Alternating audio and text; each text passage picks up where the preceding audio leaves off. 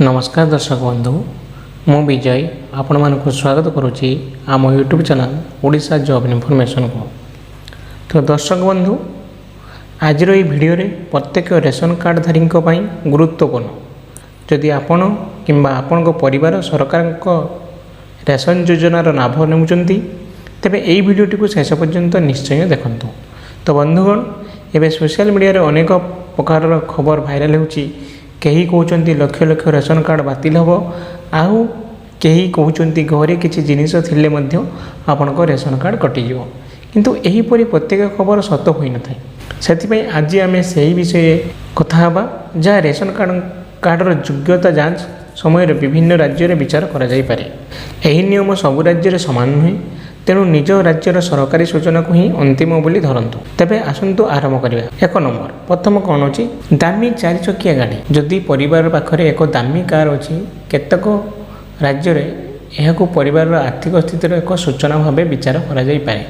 यार अर्थ यह नुहे जे कार थिले सबुबले रेशन कार्ड बातिल हेबो बरं यह राज्यर नियम उपरे निर्भर करे।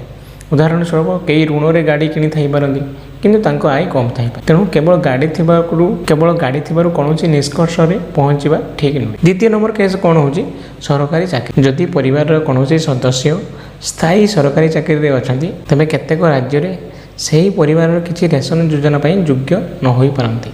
जदि आपण परिवार आर्थिक स्थिति बदली तेज सरकारी नियम अनुसार तथ्य अन्यतम करने उचित नुहे। आयकर देउथिबा व्यक्ति जदि परिवार कहीं नियमित भाव में आयकर देउछंती तेबे केतेक राज्य में सेमानंकु आर्थिक भाव सक्षम भाव में विचार करा जाई पारे किंतु मन रखंतु सबु राज्यर नियम एक नुहे सेथिपई निज राज्यर योग्यता मानदंड जांच करंतु। 4 नंबर परिवार आय रेशन कार्डर योग्यतार परिवार आय गुरुत्वपूर्ण।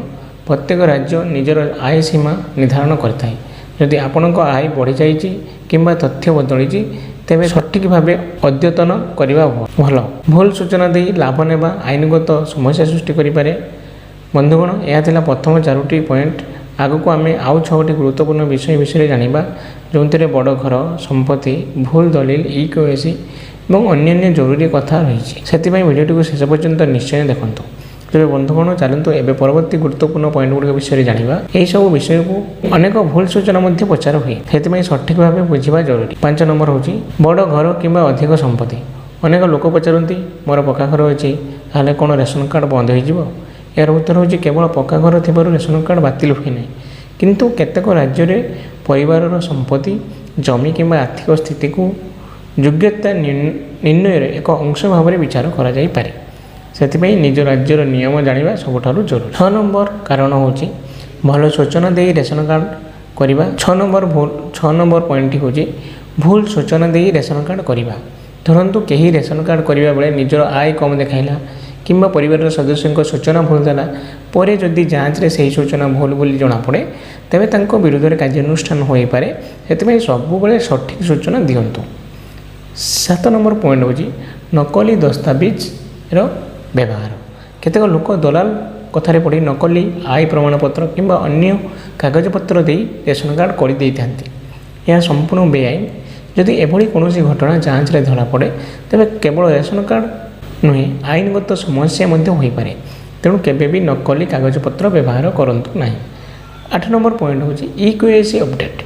वर्तमान अनेक राज्य में रेशन कार्ड सह ई-केवाईसी करा जाउची जेउठारे ई-केवाईसी बाध्यतामूलक सेठारे समय मध्य ई-केवाईसी न कले रेशन नेबारे असुविधा हो पारे। तेणु यदि आपणक राज्य सरकार ई-केवाईसी करने को कहते तेरे ताहाको समय संपूर्ण करंतु। बंधुगण आउ एक कथा मन रखंतु सोशल मीडिया अनेक वीडियो कहुच्छी आज राति रेशन कार्ड बंद हो किंबा काली ठारू कहार रेशन मिलिबो नहीं एभली दाबी को जांच नक विश्वास करंतु नहीं। सबुबले सरकारी सूचना और निज राज्यर निर्देश को ही अनुसरण करंतु। आगामी भागरे आम शेष 2टी गुरुत्वपूर्ण पॉइंट साधारण भूल एवं रेशन कार्डधारी माने कौन करवा उचित से सब विषय विस्तृत भाव में आलोचना करवा। तेरे बंधुगण एवं आसतु शेष 2टी गुरुत्वपूर्ण पॉइंट विषय जाना। 9 नंबर पॉइंट कौन कहूँ गोटे परिवार एकाधिक रेशन कार्ड। अनेक समय देखा जाए जे एक परिवार 2 किंबा ताठारु अधिक रेशन कार्ड रही किंबा एक सदस्य नाम 2टी भिन्न रेशन कार्ड रही जाइए ଏଭଳି ତ୍ରୁଟି ଥିଲେ ରେସନ କାର୍ଡ଼ ଯାଞ୍ଚ ବେଳେ ସମସ୍ୟା ସୃଷ୍ଟି ହୋଇପାରେ। ଯଦି ଆପଣଙ୍କ ପରିବାର ବିବାହ, ଅଲଗା ପରିବାର ଗଠନ କିମ୍ବା ଅନ୍ୟ କୌଣସି କାରଣରୁ ପରିବର୍ତ୍ତନ ହୋଇଛି, ତେବେ ରେସନ କାର୍ଡ଼ର ସୂଚନାକୁ ଅଦ୍ୟତନ କରିବା ଭଲ। 10 ନମ୍ବର ପଏଣ୍ଟ ହେଉଛି ପରିବାରର ସୂଚନା ଅଦ୍ୟତନ ନ କରି ରେସନ କାର୍ଡ଼ର ନାମ, ଠିକଣା, ପରିବାର ସଦସ୍ୟ, ମୋବାଇଲ ନମ୍ବର କିମ୍ବା ଅନ୍ୟ ତଥ୍ୟ ବଦଳିଥିଲେ ସମୟର ଅଦ୍ୟତନ କରିବା ଉଚିତ। ଉଦାହରଣ ସ୍ୱରୂପ ପରିବାରରେ ନୂଆ ସଦସ୍ୟ ଯୋଗ ହେଲେ, କୌଣସି ସଦସ୍ୟଙ୍କ ମୃତ୍ୟୁ ହେଲେ, ଠିକଣା ବଦଳିଗଲେ, ଅନ୍ୟ ଜିଲ୍ଲା କିମ୍ବା ରାଜ୍ୟକୁ ସ୍ଥାନାନ୍ତର କଲେ ଏହିସବୁ ସୂଚନା ସଠିକ୍ ରଖିଲେ ଭବିଷ୍ୟତରେ ଅନାବଶ୍ୟକ ସମସ୍ୟାରୁ ବଞ୍ଚିପାରିବେ। ତ ବନ୍ଧୁଗଣ କ'ଣ କରିବେ?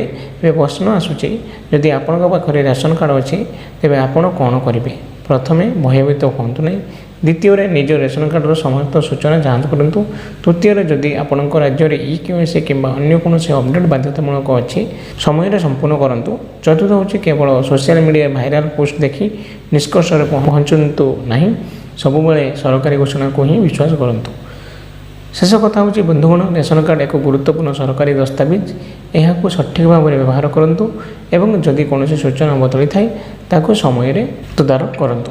ଆଶା କରୁଛି ଆଜିର ଏହି ଭିଡ଼ିଓଟି ଆପଣଙ୍କ ପାଇଁ ଉପଯୋଗୀ ହୋଇଥିବ। ଯଦି ଏହି ଭିଡ଼ିଓଟି ଭଲ ଲାଗିଥାଏ ତେବେ ଗୋଟିଏ ଲାଇକ୍ ନିଶ୍ଚୟ କରନ୍ତୁ। ନିଜ ପରିବାର ଓ ସାଙ୍ଗସାଥୀଙ୍କ ସହ ସେୟାର କରିଦିଅନ୍ତୁ ମଧ୍ୟ, ଯାହାଦ୍ୱାରା ସେମାନେ ମଧ୍ୟ ସଠିକ୍ ସୂଚନା ପାଇପାରିବେ।